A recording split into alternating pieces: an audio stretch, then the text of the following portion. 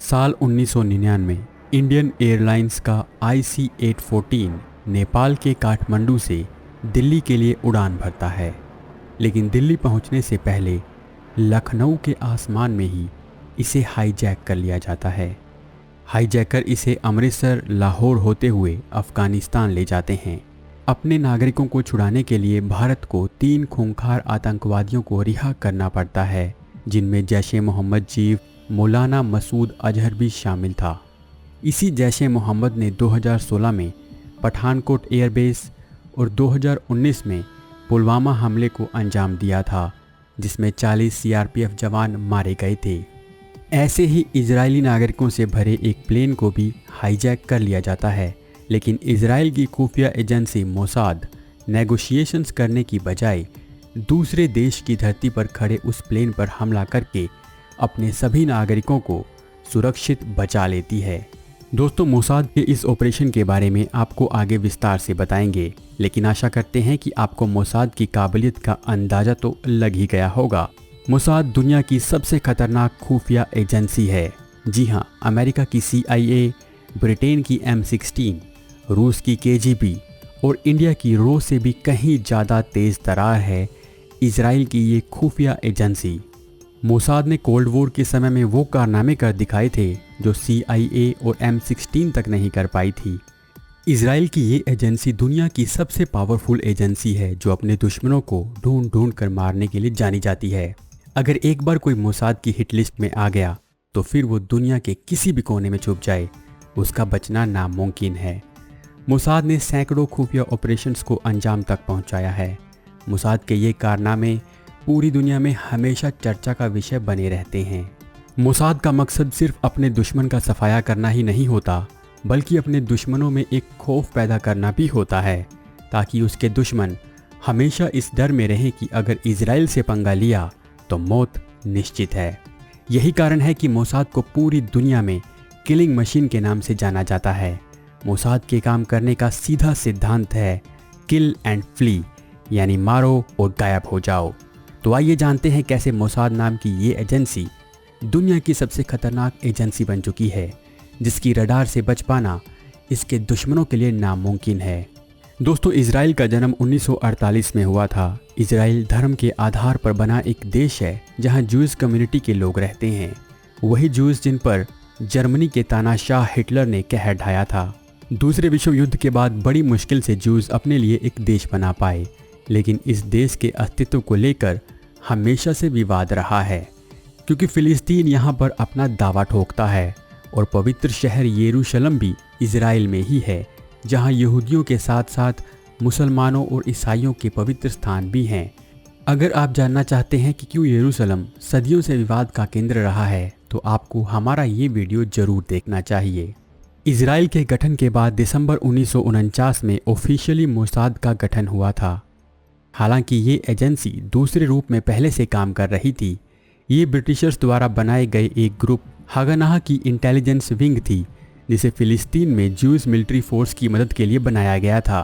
रियूवेन शिलो, जो कि पहले से इस एजेंसी को कमांड कर रहे थे, उन्हें इसका पहला डायरेक्टर बनाया गया। रियूवेन के समय में मोसाद को 1951 में बड़ी शर्मिंदगी का सामना करना पड़ा, जब बगदाद में इस एजेंसी के कुछ जासूस पकड़े गए थे।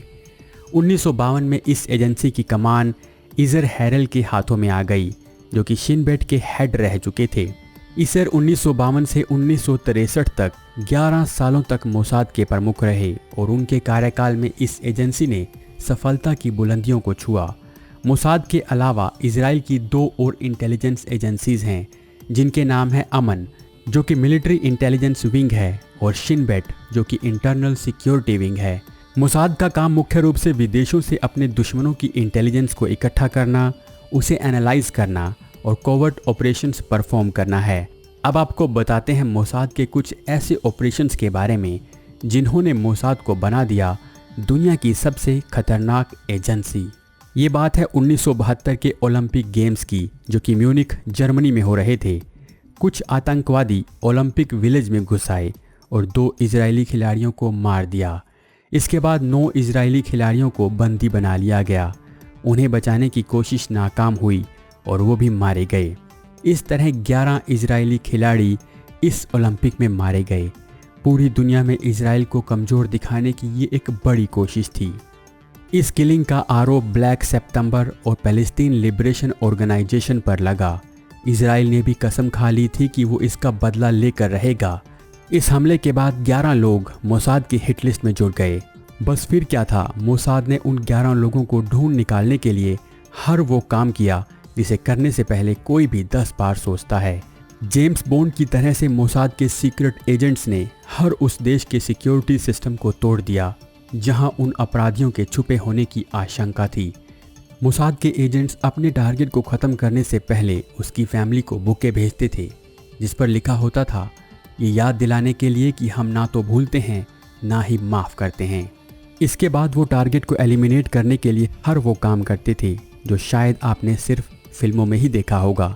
20 साल लंबे चले इस ऑपरेशन में सभी 11 लोगों को मोसाद के जासूसों ने यूरोप के कई देशों से ढूंढ ढूंढ कर मारा। हर टारगेट को 11 गोलियां मारी गई। म्यूनिख में मारे गए उन 11 एथलीट्स की तरफ से। मोसाद के इस ऑपरेशन का नाम था द रैथ ऑफ गॉड, यानी खुदा का कहर। अभी हाल ही में मोसाद ने एक ऐसा कारनामा करके दिखाया जिसके बाद वो फिर से पूरी दुनिया की नज़रों में आ गया। लेकिन इस बार उसने अपने लोगों पर हुए हमले का बदला नहीं लिया, बल्कि एक संभावित खतरे को ख़त्म कर दिया। 27 नवंबर 2020 की बात है।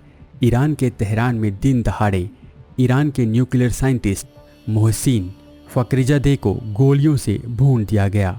मोहसिन की अहमियत का अंदाज़ा आप इसी बात से लगा सकते हैं कि वो ईरानियन न्यूक्लियर प्रोग्राम के चीफ थे। पिछले 14 सालों से मोहसिन को मारने की कोशिशें चल रही थी और इससे पहले 5 दूसरे न्यूक्लियर साइंटिस्ट्स को इजराइल पहले ही मार चुका था। मोहसिन को मारने की कोशिशें इससे पहले भी हो चुकी थी, लेकिन वो सभी असफल हुई। पर इस बार मोसाद ने 1000 मील की दूरी से एक रोबोट से ईरान के सबसे बड़े साइंटिस्ट को मार दिया था। हालांकि इजराइल ने कहा कि उसने ऐसा नहीं किया, लेकिन मीडिया रिपोर्ट्स की माने तो ये मोसाद का ही काम था। ईरान शुरू में तो रिमोट कंट्रोल ऑब्जेक्ट से मोहसिन के मारे जाने की बात को नकारता रहा ताकि दुनिया में उसकी कम बेइज्जती हो, पर बाद में उन्होंने मान लिया कि ये एक रिमोट अटैक था। इस तरह मोसाद ने एक और बड़े ऑपरेशन को अंजाम तक पहुंचाया। मोसाद के कारनामों की लिस्ट बहुत लंबी है। पिछले 7 दशकों में मोसाद 2700 से ज़्यादा ऑपरेशंस को अंजाम दे चुका है। न्यूयॉर्क टाइम की best seller book rise and kill first में इजराइल के पत्रकार रोनेन बर्गमैन लिखते हैं कि दूसरे विश्व युद्ध के बाद किसी भी वेस्टर्न कंट्री की तुलना में मोसाद ने सबसे ज़्यादा क्रिमिनल्स को मारा है। अब जिस अगले ऑपरेशन के बारे में हम आपको बताने जा रहे हैं उसका नाम है ऑपरेशन थंडरबोल्ट। 26 जून 1976 को इजराइल के तेल अवीव से एक प्लेन पेरिस के लिए उड़ान भरता है जिसमें 94 इजरायली नागरिक सवार थे। इस प्लेन को फिलिस्तीन की आज़ादी के लिए लड़ने वाले एक आतंकवादी संगठन popular front for the liberation of Palestine ने हाईजैक कर लिया।